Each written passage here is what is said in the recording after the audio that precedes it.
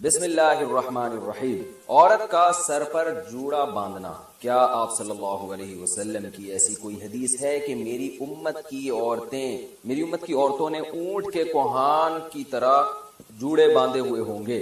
تو کیا عورت کے لیے جوڑا باندھنا جائز ہے؟ اگر گھر میں غیر محرم نہ ہو تو کیا اس صورت میں باندھ سکتی ہے؟ نیز اس حالت میں نماز ہو جاتی ہے یا نہیں؟ امت اللہ صاحبہ انڈیا سے۔ رسول اللہ صلی اللہ علیہ وسلم نے فرمایا کہ قرب قیامت میں ایسی عورتیں پیدا ہوں گی کاسیات عاریات، لباس پہننے کے باوجود برہنہ ہوں گی، اور فرمایا رؤوسہن کاسنمۃ البخت، ان کے سر ایسے ہوں گے جیسے اونٹ کے کوہان، جیسے اونٹ کا کوہان اٹھا ہوا ہوتا ہے نا، تو ایسے سر ان کے اٹھے ہوئے ہوں گے۔ اس سے صاف پتہ چلتا ہے کہ عورت کے لیے سر کے بال اوپر کی طرف اٹھا کے رکھنا یہ ناجائز اور حرام ہے۔ تو جوڑا باندھنا ہے تو پیچھے کی طرف باندھے، اوپر کی طرف نہ باندھے، چاہے محرم ہو یا نہ ہو، اس سے کوئی فرق نہیں پڑتا۔ تو ایسی عورتوں کے بارے میں نبی نے فرمایا لا یجدن ریح الجنہ وان ریحھا لیوجد من مسیرۃ کذا وکذا، یہ جنت کی خوشبو بھی نہیں پائیں گی، حالانکہ جنت کی خوشبو تو بہت دور سے محسوس ہوگی۔ اور ایسی حالت میں عورت کے لیے نماز بھی جائز نہیں ہے، مکروہ تحریمی ہے، کیونکہ نماز کے اندر گناہ کا ارتکاب کیا جا رہا ہے۔ جب بھی گناہ کے ساتھ نماز پڑھی جاتی ہے تو اس کا اعادہ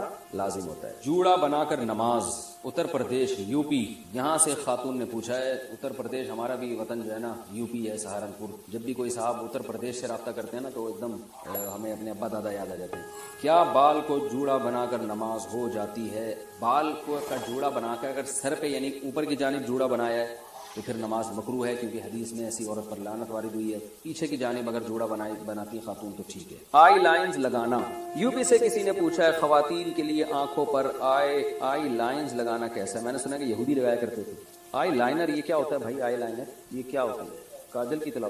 بہرحال جی یہ کہہ رہے ہیں کاجل کی طرح کی کوئی چیز ہے آئی لائنر، تو لگانا جائز ہے، یہودی تو لگایا کرتے تھے، لگاتے بھی ہوں، تو یہ تو ایک زینت کی چیز ہے نا، اس کا یہودیوں سے کوئی مذہبی رسم تھوڑی ہے۔ باقی اس میں یہ دیکھ لینا چاہیے کہ کوئی ایسی چیز لگانا کہ اس کی تہ جم جائے اور وضو کا پانی اس میں نہ جائے تو ناجائز ہوگا، جیسے نیل پالش میں۔ اور اگر صرف زینت برائے زینت ہی ہے یا مینسز کے دنوں میں خواتین لگا رہی ہیں کہ وضو کا کوئی مسئلہ ہی نہیں ہے اس وقت، تو پھر بلا کراہت جائز ہے۔ خلاصہ یہ کہ یہودیوں کی وجہ سے یہ ناجائز نہیں ہے۔ پانی پہنچے نہیں پہنچے وہ آپ خود تحقیق کر لیں کہ اس میں پانی پہنچتا ہے کہ نہیں پہنچتا، اور پانی پہنچتا ہے یا نہیں پہنچتا اس کا ایک سادہ پروسیس ہے کہ آپ کاغذ پہ کسی بھی ایسی چیز کو لگائیں جو آپ نے جسم پہ لگانی ہے نا، کاغذ پہ لگائیں، جب وہ خشک ہو جائے تو پانی ٹپکائیں، تو پانی کا قطرہ اگر جذب ہو جاتا ہے اندر تو اس کا مطلب پانی پہنچ رہا ہے، جذب نہیں ہوتا تو اٹ مینس پانی نہیں پہنچ رہا۔ واٹر پروف کاجل یا آئی لائنز میں وضو کا حکم، کاجل میں آئی لائنر میں واٹر پروف لکھا ہوا ہوتا ہے، ایسا نہیں ہے کہ اس میں کوئی پلاسٹک لگتی ہے، پلاسٹک دکھتی ہے، لیکن اس پر یہ لکھا ہوتا ہے، تو کیا اسے لگا کر وضو اور نماز ہو جاتی ہے یا نہیں؟ اگر واٹر پروف ہے تو صاف مطلب ہے کہ اس کے اندر پانی نہیں جائے گا، اور جب پانی نہیں جائے گا اس کے اندر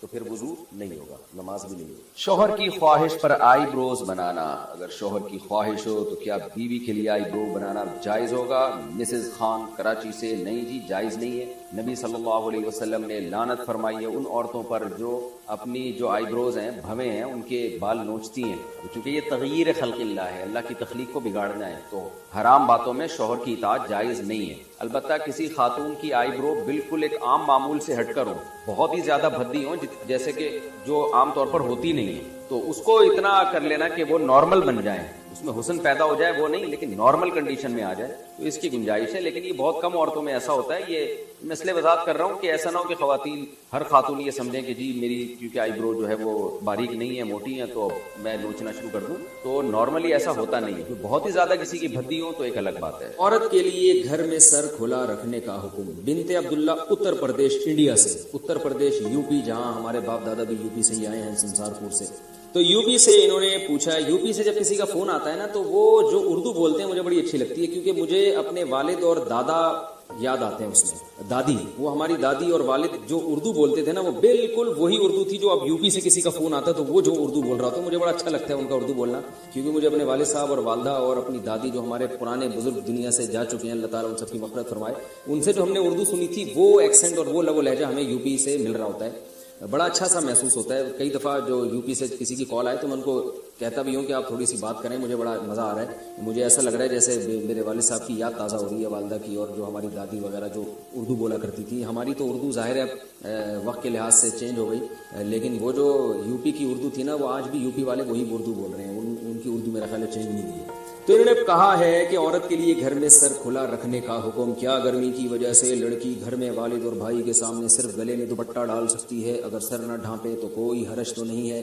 جائز ہے، سر چھپانا والد اور بھائی کے سامنے لازم نہیں ہے، لیکن بہرحال حیا عورت کی زینت ہے، اگر سر پہ چادر ڈال لیں تو اچھا ہی ہے، یہ برا نہیں ہے۔ بعض گھروں میں تو اس کا بڑا خیال کیا جاتا ہے، تو شریعت نے گنجائش ضرور دی ہے کہ عورت سر کے بال کھول سکتی ہے لیکن اپریشیٹ نہیں کیا، تو اگر چادر سر پہ رکھیں تو زیادہ اچھی بات ہے، لیکن کوئی فرض نہیں ہے۔ اذان کے دوران سر پر دوپٹہ لینا، کیا اذان کے وقت سر پر دوپٹہ نہ لینا گناہ کا باعث ہے؟ نیز اگر کوئی ضروری بات ہو رہی ہو یا قرآن کی کلاس ہو رہی ہو تو کیا اذان کے وقت اسے جاری رکھنے میں کوئی حرج تو نہیں؟ بنت اجمل بہاول نگر سے۔ دیکھیں، دوپٹہ لینا کوئی حدیث میں تو حکم نہیں ہے اذان کے دوپٹہ لینے کا، البتہ اتنی بات ہے کہ شریعت نے یہ بات ثابت ہے کہ شاعر اسلام کا احترام لازم۔ ومن يعظم شعائر اللہ فإنها من تقوى القلوب، قرآن کہہ رہا ہے کہ جو بھی شاعر اللہ کا کی تعظیم کرتا ہے، احترام کرتا ہے، تو دل کے تقوی کی علامت۔ اب احترام کا کوئی خاص طریقہ قرآن نے نہیں بتایا، یہ عرف پر چھوڑا گیا، تو اذان کے شاعر اسلام میں سے اس کا احترام کرنا چاہیے۔ تو ظاہر خواتین کے لیے احترام کا یہی طریقہ ہے کہ سر پہ چادر لیں، تھوڑا سمٹ جائیں، تھوڑا ایک یعنی وقار ظاہر کریں، تو اس لیے خواتین کو اذان کے وقت دوپٹہ لازمی لینا چاہیے۔ رہا یہ مسئلہ کہ دوپٹہ نہیں لیں گی تو گنہگار ہوں گے، تو گناہ تو نہیں ہے، لیکن یہ عمل بہرحال قابل ملامت ہے کہ تھوڑا سا انسان کو اللہ کے نام کا خیال کرنا چاہیے، خاص طور پہ جب عرف بھی ہو کہ اذان کا اسی طرح سے احترام کیا جاتا ہو۔ اور رہا یہ مسئلہ کہ اس وقت باتیں کرنا یا قرآن کی کلاس، تو بہتر تو یہی ہے، اور بہت تاکید ہے اذان کے احترام کی، تو اذان جب ہو رہی ہو تو آپ اپنی کلاس کو تھوڑی دیر کے لیے روک لیں، حتیٰ کہ فقہا کہتے ہیں بہتر یہ کہ تلاوت بھی نہ کی جائے، اس کو باتیں بھی نہ کی جائیں، اذان کو سنا جائے۔ البتہ اس سے وہ اذان مراد ہے جو آپ کے محلے کی مسجد کی، کیونکہ اذانیں بھی 4-4 5-5 آوازیں آ رہی ہوتی ہیں، تو بس وہ جو آپ کے محلے کی مسجد کی اذان ہے آپ اس کا احترام کر لیں تو کافی ہے۔ باقی اذانیں ہو رہی ہیں پھر وہ ہونے دیں، تو فرض واجب تو نہیں ہے یہ عمل، لیکن یہ اذان کے احترام کا بہرحال تقاضا ہے۔ ہاں، کوئی بہت ہی اہم مجلس ہو جس کو بعد میں کرنا ممکن نہ ہو تو وہ ایک الگ بات ہے، اس میں پھر اذان کے وقت بھی اس کو جاری کیا جا سکتا ہے۔ نقاب عورت کے لیے پورا جسم ہے، چہرے کے نقاب نہ کرنے کے بارے میں کیا حکم ہے؟ دیکھیے، اسلام میں پردے کے مختلف درجات ہیں، اسلام میں پردے کے مختلف درجات ہیں۔ ایک درجہ تو یہ ہے کہ عورت اپنے آپ کو اتنا چھپا دے کہ اس کی چادر پہ بھی مرد کی نظر نہ پڑے کبھی بھی، تو یہ سب سے اعلیٰ درجہ ہے۔ بعض صحابیات ایسی ہوتی تھیں وہ ان کو کبھی کسی مرد نے دیکھا ہی نہیں، ان کو مخدرات کہا جاتا تھا، لیکن ظاہر ہے یہ وہی خواتین ہو سکتی ہیں جن کا پھر مردوں سے کوئی لین دین نہ ہو یا معاشرے میں کوئی۔ حضرت عائشہ رضی اللہ تعالیٰ عنہا تھی، انہیں چونکہ مسائل بتانے ہوتے تھے تو وہ آواز کا پردہ نہیں کرتی تھی، وہ بتاتی تھی مسائل پردے کے پیچھے سے، لیکن کچھ صحابیات ایسی تھیں جو اپنی آواز بھی مردوں سے چھپاتی تھی۔ تو اعلیٰ درجہ ہے، کوئی عمل کرنا چاہے اور اس میں کوئی نقصان بھی نہ ہو تو سب سے اعلیٰ درجہ ہے، لیکن لازم نہیں ہے۔ دوسرا درجہ یہ ہے کہ عورت اپنا چہرہ کھولے اور اپنے ہاتھ اور اپنے پاؤں کھول لے، باقی پورا جسم غیر محرم مرد سے، یہ سب غیر محرم کی باتیں ہو رہی ہیں، محرم مراد نہیں ہے، محرم سے پردہ نہیں ہوتا۔ غیر محرم مرد سے چہرہ، ہاتھ اور پاؤں کے علاوہ پورا جسم کیا کر لے؟ چھپا دے۔ یہ والا پردہ چاروں ائمہ کے نزدیک، بولو بھائی، فرض ہے، یعنی کم از کم اتنا درجہ، اس میں کسی کا کوئی اختلاف، بولو بھائی، نہیں، کوئی اختلاف نہیں ہے اسی۔ عورت اپنے سر کے بال نامحرم کے سامنے نہیں کھول سکتی، ٹھیک ہے نا، اپنی پنڈلیاں، اپنی کلائیاں نہیں کھول سکتی۔ چہرہ اور ہاتھ، اس کے بارے میں کیا ہے؟ بولو بھائی، اختلاف۔ باقی چہرہ اور ہاتھ کے بارے میں راجح قول کیا ہے؟ تو دیکھیں، راجح قول یہ ہے کہ چہرے کا پردہ جوان عورت پر ضروری ہے، مگر وہ چہرہ سطر میں داخل نہیں ہے۔ سطر کا مطلب یہ ہوتا ہے جیسے ناف سے لے کے گھٹنے تک مرد کے لیے چھپانا ہر حال میں کیا ہے؟ ضروری ہے نا، چاہے کسی کو فتنے کا اندیشہ ہو یا نہ ہو، یہ وہ ایریا ہے جو آپ نے بہرحال چھپانا ہے، اس کا کسی کے سامنے کھولنا مجبوری کے بغیر، علاج کے لیے ایک الگ بات ہے، عام حالات میں کسی کے سامنے کھولنا بھی بالکل کیا ہے؟ حرام ہے، جائز نہیں۔ تب یہ جو ریسلنگ آتی ہے اس کو کیوں غلط کہتے ہیں بھائی؟ یہ نیکڑے پہن کے، ایک لڑکے ہمارے شاگرد فٹ بال کھیلتے تھے، کہتے یار اس میں کیا ہے؟ میں نے کہا فٹ بال کھیلو لیکن کپڑے کیا ہونے چاہیے؟ گھٹنے آپ کے ڈھکے ہوئے ہونے چاہیے، تو یہ مرد کے لیے سطر ہے۔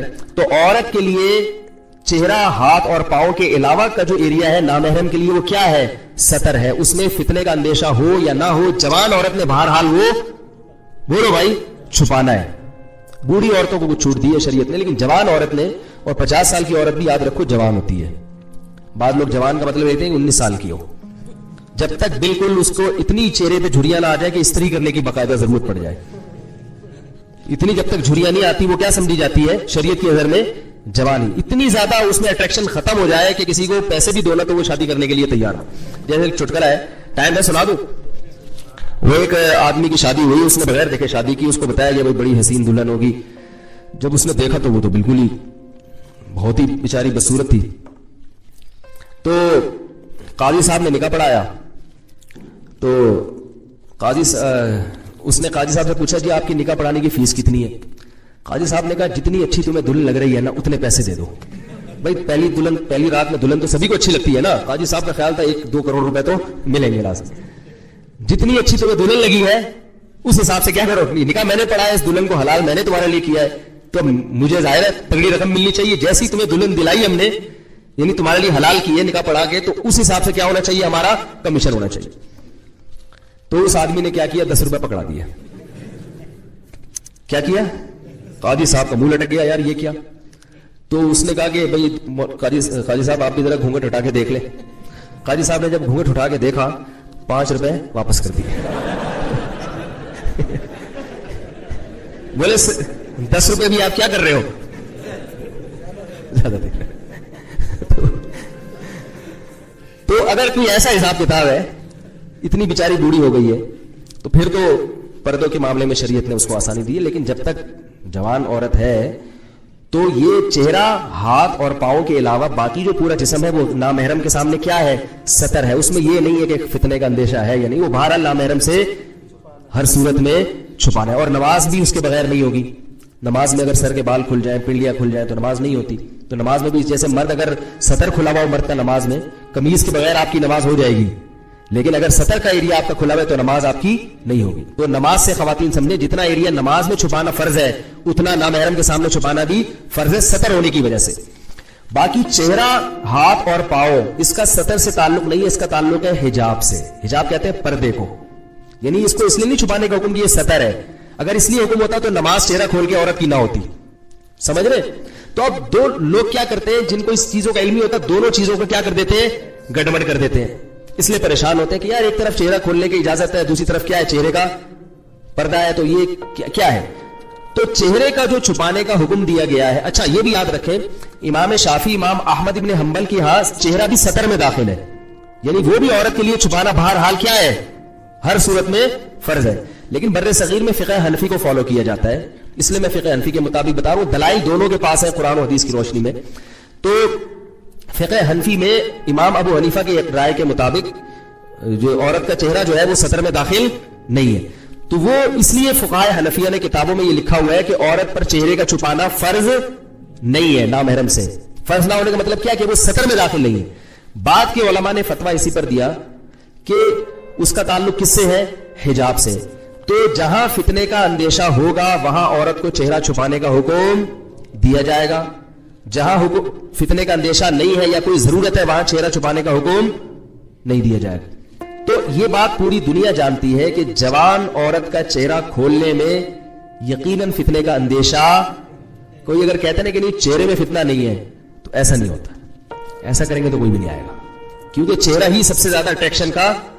भाई आप जब किसी को देखते हैं, किसी लड़की को गलत नीयत से देखते हैं, तो उसके सबसे पहले चेहरे पर नजर डालते हैं। चेहरे में अट्रैक्शन होगी तो बदनजरी होगी, चेहरा समझ में नहीं आएगा तो फिर क्या होगा, फिर बदनजरी के खिलाफ बयान की जरूरत, बोलो भाई, फिर यही होगा कि भाई 10 रुपए नहीं हो तो 5 रुपए। फिर आप ये बोलोगे ला हौला वला कुव्वत इल्ला बिल्लाह, बदनजरी बहुत बड़ा गुनाह है इस्लाम में, बिल्कुल जुर्म है, इस्लाम में हराम है, सही है ना।